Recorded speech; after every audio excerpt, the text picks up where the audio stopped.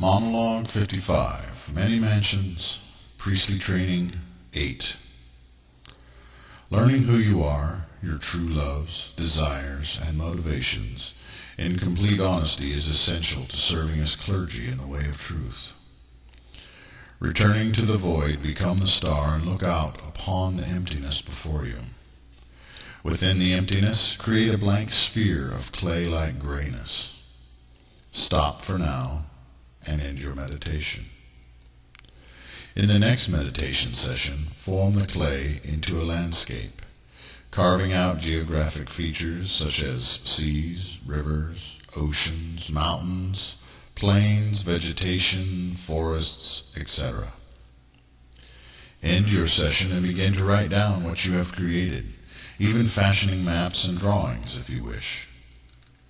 In the next period of meditation, begin to populate your world with living creatures, either drawn from earth or from pure imagination, or both. Start with small creatures, populating the forests, the plains, the waterways, and every environment you have created, and begin to ponder the interactivity of life. What does each creature eat, and what feeds those who are fed upon? Again, stop and write down what you have done.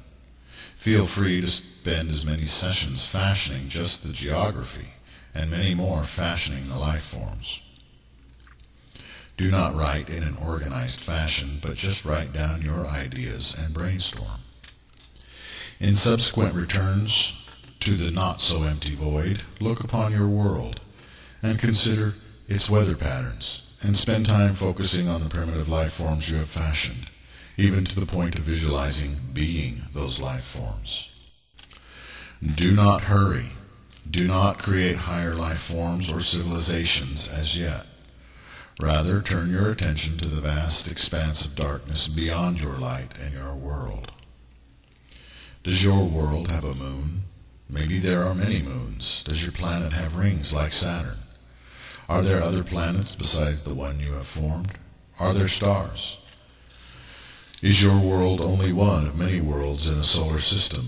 And is your solar system within a galaxy? There are indeed other galaxies, but do not go beyond one, placing the cosmic temple at the heart thereof. In between meditation sessions, write down and note all that you dream up. Return to your original creation.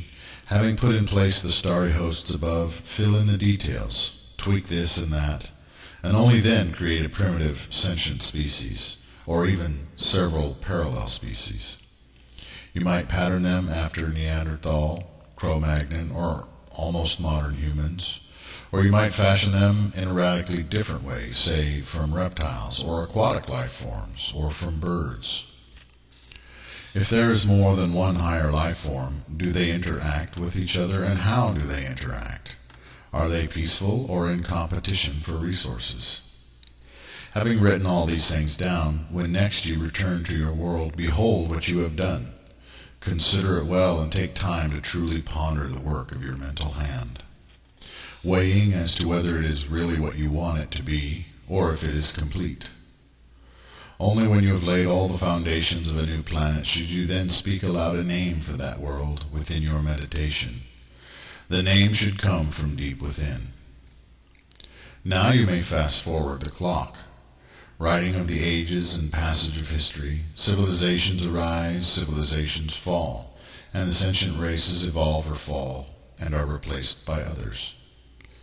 Are there wars, disasters, plagues, and upheavals? Are all people united, or are they separated into tribes and nations? Ponder this also. Are there heavens, hells, invisible realms, and unseen species? Are there deities, powerful spirits, angels, demons, elemental life forms? And where does the Supreme Being fit into your design? Is God a silent watcher or a subtle influencer, or intimately involved? If there are heavens and or hells, how do the people of your world wind up in either one? Does evil exist at all within your world? Perhaps your planet is a perfect and utterly peaceful paradise. Do not feel ashamed. Write the world you want to write, and fashion it in the secret place of your heart and mind, bringing forth what you would truly wish it to be. What are the challenges for yourself and mortals? What are the goals and the meanings of existence? How can people obtain ascension to higher levels of being?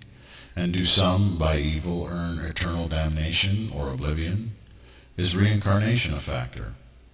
What happens to a mortal's personality if their spirit or core nature is reincarnated? Ponder the ramifications, the falling of the dominoes, the pattern of cause and effect, for each thing you make or do not make. More than this, having advanced the clock, you have created time, and when you reach the time or stage of development you most favor, having written the entire history of your planet beforehand, if in vague terms, now contemplate for yourself a role in your new world. Are you the mightiest angel? Are you God's own primary representative in your new reality? Maybe you have your own little heaven or spiritual realm within your new system of things, where you just live and watch and keep to yourself, allowing things to play out as they will.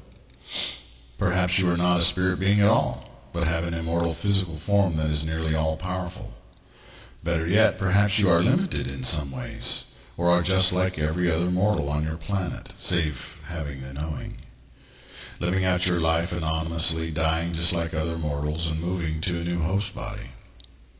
When all is completed, when many notebooks have been filled, pictures drawn, and numerous hours have been spent mentally constructing your personal reality, take your notepads and begin to type them out, or rewrite them in a very organized fashion, creating what is called an anthology. When all is organized, take your work before the One, laying your design upon the altar as you kneel in submission to God's will and power. Say, I give unto your hands, infinite and eternal God, this work of my heart and mind. Say the name of the world. By your will and your word may it be perfected and manifested in accord with your purposes.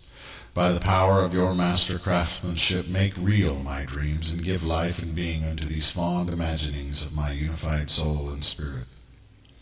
Visualize the light of God shining down upon your written works and transforming paper into sheets of illumination, the letters and drawings into fiery script and radiant images. Lastly, take your book to a sacred place and burn it there safely, transforming matter to energy and releasing the spirit of your creation to God. Bury a second copy near where you live without anyone seeing you, and scatter the ashes of the burnt copy over the grave of the second. In this way you have bound it on earth and loosed it in heaven. A third copy may be kept as manifest testament. This entire labor may seem strange and rather outlandish to more logical Urians. I tell you true that many things you shall learn from what I have instructed herein. Those who lack imagination will grow an imagination, as the power of dreams, when combined with faith in God and a strong personal relationship with the Most Holy One, can have marvelous results. You should also gain a greater understanding of the so-called real world as you are led to research the earth and the cosmos in order to better fashion your own personal realm. A thorough world builder may have brainstormed politics, sociology, the history of the planet Earth, even perhaps physics and astronomy. In building your own imaginary planet, you are led to a greater understanding of how life itself is interconnected and interdependent. Moreover, the act of mental creation may lead you to more than a few questions about the nature of the current realm you physically dwell in. How long has the universe really existed? How much of the history of mankind, the earth, and the universe actually happened, and how much of it is fiction fashioned for the benefit of unwary humans?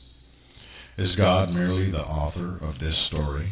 What role did he, it, she write for himself within our story? Lastly, and most importantly, building an imaginary world and galaxy connects you to the Creator, for the Creator's children are creators.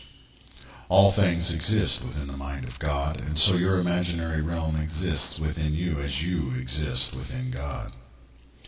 I would now encourage each clergy member to research and seek out a type of fictional writing known as a choose-your-own-adventure story. In such works is the answer to the debate of free will versus predestination. The 8th degree is never completed, not while you live in a material form. You may progress with the training after having finished a basic or general description of your imaginary realm, and should then return to it again and again throughout your life. In a sense, it is like a doctoral thesis for every member of the clergy. In creating an actual manifesto or thorough anthology, visualize that your galaxy exists within the vast universe, indeed within a multiverse, beyond the universe of the Earth. That universe of imagination is to be called Prismia. Every imaginary world and galaxy created by the clergy of the way of spirit and truth is added to Prismia. Nothing you create will affect or should be written to affect the universe as a whole. You may add to your world, solar system, and galaxy as you see fit throughout your life on Earth. It can be as simple or as complicated as you wish. In those days when there is a true church established, an archive might be created where each world builder may send a copy of their manifesto to be stored for posterity. No matter how I say this, it will seem strange to some, but it is no less a truth. What is impossible for mankind is as easy as daydreaming for God. Yet without a close personal bond with God, nothing you write or imagine will be brought into actual being in a permanent, untangible way. Clergy may share their visions and co-author such dreams with their students if they wish. Dare to dream, dare to create, and dare to believe, and in crossing the final barrier in the plains beyond flesh and blood, you may well find that your dreams have become far more real than the reality that you now consider a fact. Note 1. Prismia is a term referring to a collective Urian vision of an alternate or parallel universe, which is far larger and far stranger than the realm we dwell within. Prism is at the heart of the word, for it is a place of rainbow light and many expressions in harmony and balance. In one view, it is the heaven of Urianism, or, in Gnostic terms, it is the Aeon of the light of God.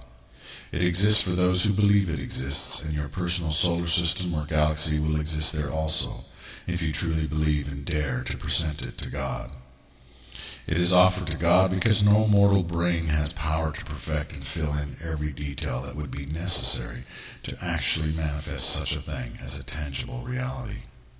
Faith, hope, love, truth, these can make possible the impossible. Prismia is, in actuality, the real universe, and ours is a box within it.